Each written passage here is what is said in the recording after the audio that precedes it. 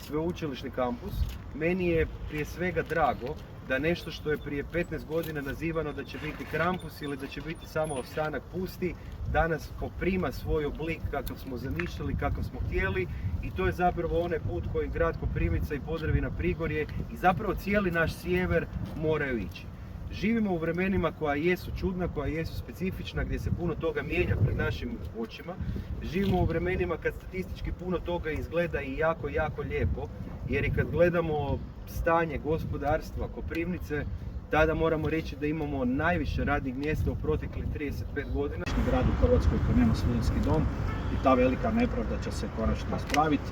Ovdje kraj nas će, nadamo se, uskoro krenuti radovi.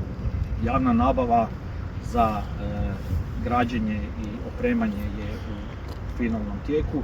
Sljedeći tjedan trebalo biti otvaranje ponuda, tako da vjerojatno ćemo sljedećih mjeseca ili dva znati više i nakon toga će krenuti radovi. Poštovani gradonačelnika znam jako dugo.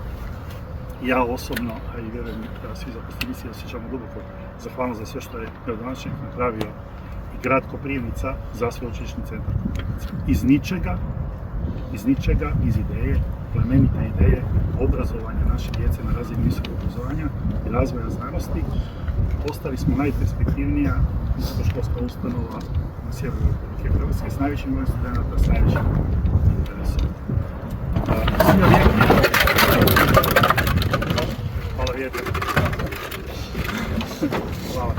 Svi objekti koje vidite u okolini, možda je bila zadaća nekoga drugoga, su bili nekad vlasništvo grada Koprivnice, dodijeljeni su sveučilištu Sjever na trajno korištenje. Prva zgrada Blizanka je izgrađena sred